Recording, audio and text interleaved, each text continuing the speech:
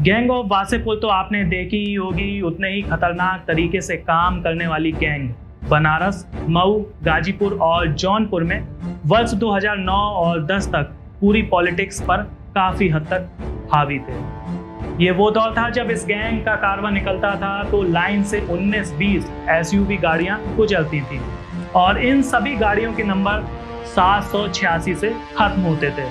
लेकिन किसी की क्या मजाल कि पूरे शहर का ट्रैफिक उन्हें 2 मिनट भी रोक सके।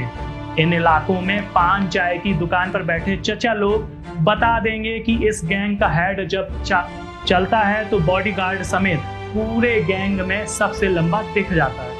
अब आप समझ तो गए होंगे कि आखिर आज हम किसकी बात कर रहे हैं, नहीं ना? तो हम आपको बताते हैं कि आज हम बात कर रहे हैं बाहुबली मुख्तार अंसारी की। नमस्कार, ये है डीटी न्यूज नेटवर्क और आप देख रहे हैं द पत्रकार बाबू का खास प्रोग्राम बाहुबली। मैं आपके साथ हिमांचल और कैमरे के पीछे है इमामी। अगर आप मुख्तार अंसारी की फैमिली हिस्ट्री सुनेंगे तो 2 मिनट बाद आपको पता चलेगा कि आपका मुंह खुल गया था। जी हाँ, इनके दादाजी कभी कांग्रेस के प्रेसिडेंट रह चुके हैं। इनके भाई अफजल अंसारी 4 बार कम्युनिस्ट पार्टी से एमएलए भी रह चुके हैं और 1 बार समाजवादी पार्टी से रह चुके हैं। अंसारी का कहना है कि इनके अब्बा और दादाजी फ्रीडम फाइटर थे। साथ ही चाचा और दादाजी नेहरू, सुभाष चंद्र बोस और गांधी जी के काफी क्लोज थे।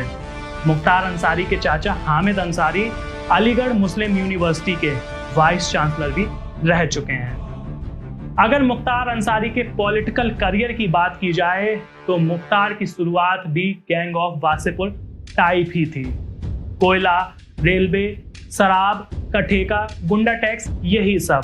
जब पूर्वांचल में 1970 के दौर में कई सरकारी योजनाएं लाई गईं तो मुख्तार के ठेके हथियाने की होड़ में कई गैंग भी उभरने लगे। मखनू सिंह के गैंग से ताल्लुकात रखते थे मुख्तार और दूसरी तरफ साहिब सिंह का गैंग था। सैदपुर में एक प्लॉट को लेकर दोनों गैंग की भिड़त हुई और यहीं से दुश्मनी शुरू हो गई। उधर साहिब सिंह गैंग से अलग होकर ब्रजेश सिंह गाजीपुर में फ्रीलांस ठेकेदारी और गुंडागर्दी करने लगा। यहाँ फिरौती, रंगदारी, किडनैपिंग और करोड़ों की ठेकेदारी को लेकर मुख्तार और ब्रजेश के गैंग में भिड़त होती रही। वर्ष 1995 के करीब मुख्तार अंसारी पॉलिटिक्स में उतर आया और 4 बार मऊ से एमएलए बना। 1990 से 2008 के करीब तक बनारस, गाजीपुर और जौनपुर दोनों गैंगों की दुश्मनी के बीच अपराध का गढ़ बन गया। उस जमाने में बनारस, जौनपुर के लोगों को क्राइम के मामले में बॉम्बे की फीलिंग आती थी। और तो और कई कहानियां स्कूली लड़कों के जाने अनजाने इस गैंग वॉर में घुस जाने और यहाँ तक कि कट्टा बट्टा रखने की भी हैं। अब आपको बताते हैं मुख्तार अंसारी की रॉबिनहुड इमेज के बारे में।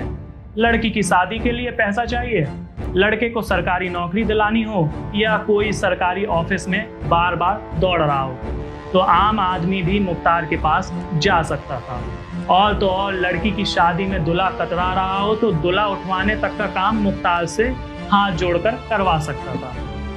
मऊ, बनारस और गाजीपुर में बुनकर उद्योग के सामने सबसे बड़ी चुनौती थी भारी बिजली कटौती। मुख्तार ने इस मामले को सीरियसली लिया और कुछ ही दिनों में समस्या काफी हद तक सुलझ गई। इसके अलावा इसमें भी चचा लोग की राय जानना चाहें तो मुख्तार बड़ा क्रिमिनल था, मारकाट करता था, लेकिन आम आदमी का कुछ नहीं बिगाड़ता था, बल्कि बड़े पॉलिटिकल दाव पेच के बीच उनका भला ही हो जाता था। इसी वजह से मुख्तार अंसारी की पॉलिटिकल ताकत दिन प्रतिदिन बढ़ती गई। वर्ष 2002 में ब्रजेश सिंह और मुख्तार अंसारी की भयानक लड़ाई में मुख्तार गैंग के 3 लोग मारे गए। ब्रजेश सिंह जख्मी हो गया और उसके मरने की खबर आई, लेकिन महीनों तक किसी को कानो कान खबर नहीं हुई कि ब्रजेश सिंह अभी भी जिंदा है और उसके वापस न आने तक मुख्तार का वर्चस्व पूरा था। फिर ब्रजेश सिंह के वापस आने के साथ इस कहानी में एक तीसरी कड़ी जुड़ गई, जो थी बीजेपी एमएलए कृष्णानंद राय की, जिन्होंने मुख्तार और उसके भाई को 2002 में उत्तर प्रदेश चुनाव से हरा दिया था। इसमें ब्रजेश सिंह ने उनको समर्थन दिया। अब गाजीपुर मऊ इलाके में हिंदू मुस्लिम वोट बैंक बनने लगे और आए दिन सांप्रदायिक लड़ाइयां होने लगी। ऐसे ही एक मामले में मुख्तार गिरफ्तार हो गया। वर्ष 2005 में मुख्तार जेल में था जब कृष्णानंद राय को उसने खुली सड़क पर मरवा दिया। AK-47 से करीब 400 गोलियां चली और कृष्णानंद राय समेत 7 लोग मारे गए। उन 7 लाशों पर 67 गोलियों के निशान थे। दिन दहाड़े ऐसी घटना से बीजेपी के खेमे में दहशत फैल गई। FIR दर्ज हुई, लेकिन वहां के SP ने इस मामले में कुछ भी करने से इनकार कर दिया। और तो और बीजेपी के कुछ बड़े नेताओं की मांग के बावजूद सरकार CBI जांच कराने से कतराती रही। CBI ने बढ़ते दबाव के जवाब में केस को छोड़ दिया। फिर कृष्णानंद राय की पत्नी ने दोबारा FIR फाइल की। वर्ष 2006 में जांच शुरू हो गई। 2006 में ही शशिकांत राय की हत्या कर दी गई थी, जो इस मामले में गवाह थे। शशिकांत राय ने मुख्तार और उसके साथी मुन्ना बजरंगी के गुर्गों को पहचान कर ली थी। पुलिस ने इसे आत्महत्या करार दिया था और मामला रफा दफा हो गया था।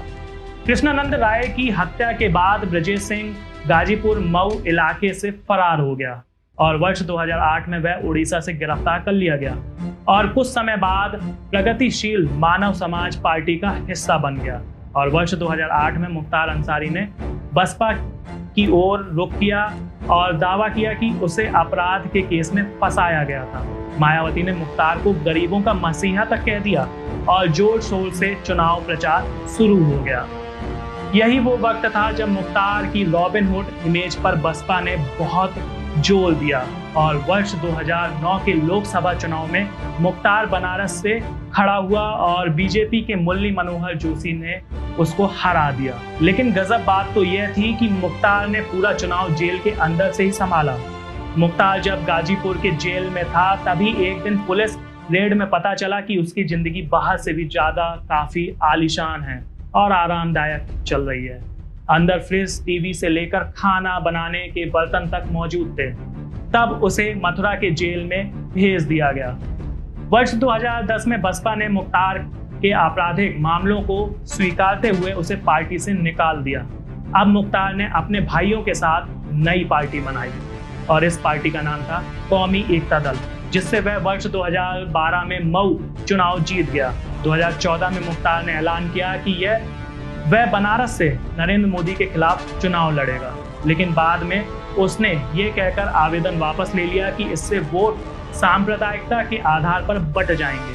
और वर्ष 2016 में जब मुख्तार अंसारी को सपा में शामिल करने की बात आई तो उस वक्त मुख्यमंत्री अखिलेश यादव ने अपने मंत्री बलराम यादव को मंत्रिमंडल से ही बाहर का रास्ता दिखा दिया।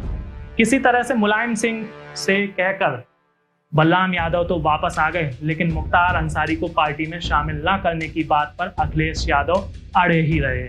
इसके बाद विधानसभा चुनाव से ठीक पहले मुख्तार अंसारी के बड़े भाई अफजल अंसारी ने अपनी पार्टी कौमी एकता दल का मायावती की पार्टी BSP में विलय कर दिया।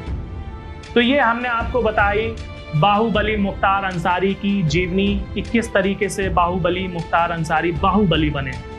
अब हम अपने नेक्स्ट एपिसोड में आपको और भी इसी तरीके के कुछ बाहुबली से रूबरू कराएंगे। तब तक के लिए आप स्वस्थ रहें, सुरक्षित रहें और भी खबरों के लिए आप जुड़े रहें हमारे नेटवर्क DT न्यूज़ नेटवर्क के साथ। साथ ही आपको एक हिदायत भी है कि इस समय भारत कोविड की दूसरी लहर से गुजर रहा है और नीति आयोग के हिसाब से जल्द ही भारत में तीसरी लहर दस्तक दे सकती है। इसलिए आप घर में रहें और सुरक्षित रहें।